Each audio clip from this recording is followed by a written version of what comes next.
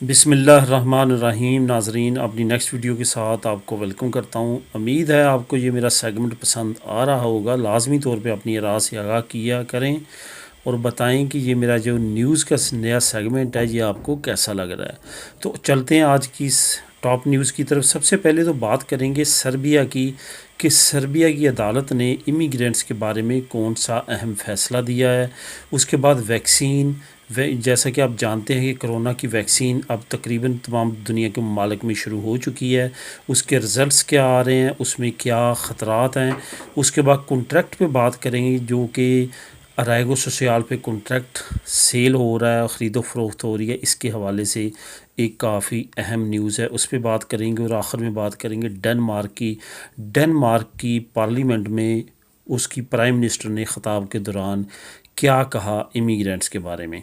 तो सबसे पहले बात करेंगे सर्बिया की। सर्बिया एक नॉन यूरोपियन कंट्री है।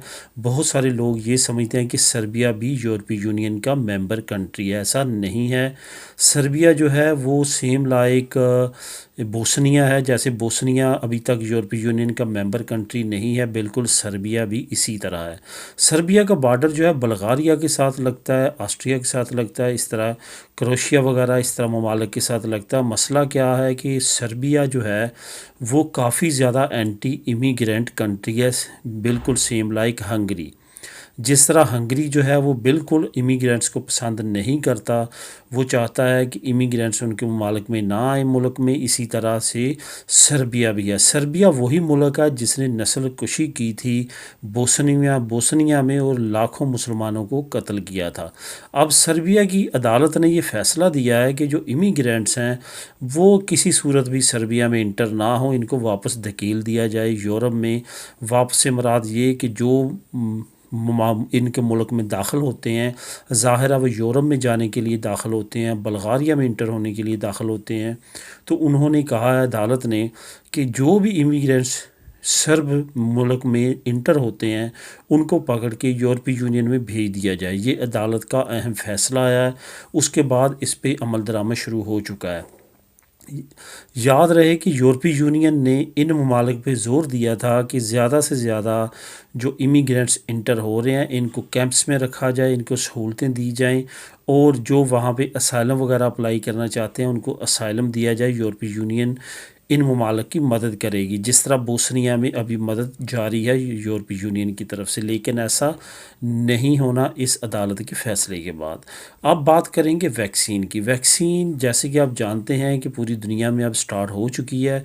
जर्मनी की जो कंपनी है उसकी और अमेरिका की जो कंपनी है, इन दोनों ने मिल के जो वैक्सीन बनाई है ये सबसे ज़्यादा पूरी दुनिया में लगाई जा रही है।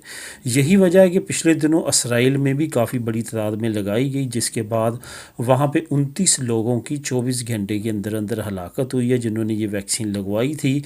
और उनमें से 13 लोग ऐसे थे जिनको लकवा हो चुका है। लकवा मीन जिस तरह फालज है इसी तरह की एक बीमारी है, लेकिन वो चेहरे पे जो है, चेहरे को फालज होता है उसका, आपका चेहरा टेढ़ा हो जाता है, मुंह टेढ़ा हो जाता है, उसको लकवा की बीमारी कहते हैं। उस वो लाहक हो गई है, जिसके बाद काफ़ी ज़्यादा ख़तरात इस वैक्सीन और शक-व-शुबात बढ़ते जा रहे हैं। इससे पहले ये नॉर्वे में भी चंद लोगों के साथ ये वाक़या पेश आया था, और एक इंडिया में भी शख्स जो है एक हॉस्पिटल का 45 साला चौकीदार, उसको भी वैक्सीन लगने की वजह से उसकी भी डेथ हो चुकी है। लेकिन उसकी हॉस्पिटल ने ये तस्दीक किया कि उसको हार्ट अटैक हुआ। उसको भी सिर्फ़ और सिर्फ अभी 24 घंटे गुजरे थे वैक्सीन लगवाए हुए।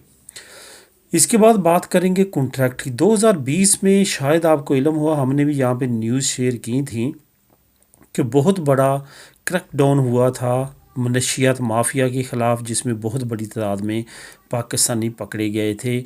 जो बार्सिलोना का सेंटर एरिया है, वो जो लोग पकड़े गए थे उनसे तहकीकात करने के बाद काफ़ी चीज़ें सामने आ रही हैं, जिस पे कुछ इब्तदाई तौर पे रिपोर्टिंग हुई है, जिसमें ये कहा जा रहा है कि उन लोगों ने ना सिर्फ मनशियात भत्ताखोरी बल्कि और कई ज़रियों से भी नजायज़ पैसा, नजायज़ रकम इकट्ठी की थी, जिसमें एक बड़ी तादाद रकम की इकट्ठी करने की कॉन्ट्रैक्ट सेल करके थी। उनका ये कहना है कि ये लोग जाली कॉन्ट्रैक्ट सेल करते थे 5 से 10 हज़ार यूरो के दरमियान, और उन जिन लोगों को सेल करते थे उनके पेपर भी नहीं निकलते थे और उनकी रकम भी जाती रहती थी। यही वजह है कि अब वो काफ़ी ज़्यादा केसेस में मुलव्वस है और उन पे ये केस भी जो है वो आयद कर दिया गया है। अभी मुख्तलिफ टीवी चैनल जो स्पेनिश हैं वो ये दिखा रहे हैं कि जो पाकिस्तानी ताजर हजरात हैं जो कि बिज़नेस करते हैं, जिनकी शॉप्स हैं, जिनकी कंपनीज़ हैं, कंस्ट्रक्शन कंपनीज़ हैं, वो भी इस धंधे में मुलव्वस हैं। और उनकी ये रिपोर्टिंग के मुताबिक ये है कि वो अपने ही हम वतनों को जो है वो काफ़ी महंगा महंगा कॉन्ट्रैक्ट सेल कर रहे हैं और उनसे नजायज़ मुनाफा कमा रहे हैं, और ये काले धंधे में वो भी शामिल है, जिस पे अब हुकूमत के कुछ अदारों की तरफ से काफ़ी ज़्यादा क्रिटिसिज्म आया और काफ़ी ज़्यादा उनको क्रिटिसाइज़ किया जा रहा है कि इस तरह का जो चीज़ें हैं, इस तरह का जो इनको रोकथाम इनकी करनी चाहिए, ताकि ये आने वाले वक्त में जो है और ज़्यादा ना फैले और मज़ीद जो इमिग्रेंट्स हैं वो इसकी लपेट में ना आएँ। लेकिन शायद इन महकमों को ये इल्म नहीं है कि ये कई सालों से लपेट में आ चुका है और बहुत ज़्यादा बड़ी तादाद में अब ये धंधा जारी है। ना सिर्फ पाकिस्तानी बल्कि दूसरे ममालिक के लोग भी इसमें मुलव्वस हैं, क्योंकि कॉन्ट्रैक्ट लेना अब इंतहाई मुश्किल हो चुका है और अच्छा कॉन्ट्रैक्ट लेना जो है वो कम से कम आपको 8 या 10 हज़ार यूरो में मिलता है। आखिर में बात करेंगे डेनमार्क की। डेनमार्क वो मुल्क है जिसकी टोटल आबादी बामुश्किल 50 लाख के करीब है और ये दुनिया के तरक्की याफ्ता 3 ममालिक में आता है। ये स्कैंडिनेविया का अहम मुल्क है और यहाँ पे जो फैमिली बेनिफिट्स हैं और इसके साथ साथ जो बाकी बेनिफिट मिलते हैं वो दुनिया के हाईएस्ट बेनिफिट्स हैं। इवन यहाँ के लोग जो हैं वो यूके से भी ज़्यादा बेनिफिट हासिल करते हैं। डेनमार्क की यही वजह है कि वहाँ पे कुछ सालों से इमिग्रेंट्स ने रुख किया था, लेकिन बाद में 2015 से इमिग्रेंट्स ने जब वहाँ का रुख किया, वहाँ पे उनको वो चार्मिंग नज़र नहीं आई। वहाँ पे रेसिज्म ज़्यादा होने की वजह से वहाँ पे असाइलम सीकर्स और इमिग्रेंट्स की तादाद गिरती रही। गिरने के बावजूद अब इंतहाई लो लेवल पे आ चुकी है। इतना लेवल है कि 2020 में वहाँ पे 1500 कुछ लोगों ने सिर्फ़ और सिर्फ वहाँ पे असाइलम अप्लाई किया। लेकिन इसके बावजूद डेनमार्क की प्राइम मिनिस्टर ने अनाउंस किया है कि हम ज़ीरो इमिग्रेंट्स या असाइलम सीकर कबूल करेंगे, क्योंकि हम अपने माशरे को बिगाड़ना नहीं चाहते। हम चाहते हैं कि हमारा माशरा खालस रहे, खालसन डेनिश लोग ही इसमें रहें हमारे मुल्क में। इस वजह से हम असाइलम को मज़ीद नहीं लेंगे। उनका ये बयान आया है कि हमने ज़ीरो जो है वो असाइलम सीकर्स रिसीव करने हैं। ये उस वक्त में बयान सामने आ रहा है जब यूरोपीय यूनियन असाइलम सीकर्स का एक पैक्ट जो है वो तकरीबन आखिर में पहुंचा हुआ है, वो पास करने जा रही है। उसके अगेंस्ट जो डेनिश प्राइम मिनिस्टर हैं उनका ये बयान आया है, जो कि एक लेडी हैं, और उनके ये बयान के बाद काफ़ी ज़्यादा शक-व-शुबात बढ़ चुके हैं उस पैक्ट के हिसाब से।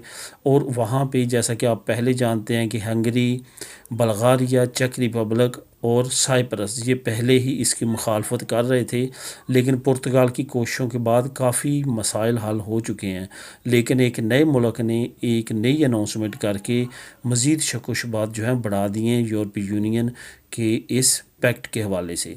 दोस्तों, ये थी अब तक की न्यूज़। उम्मीद है आपको तमाम न्यूज़ से कुछ ना कुछ इन्फॉर्मेशन ज़रूर मिली होगी। तो मिलेंगे अपनी नेक्स्ट वीडियो में नई न्यूज़ के साथ। अल्लाह हाफिज़।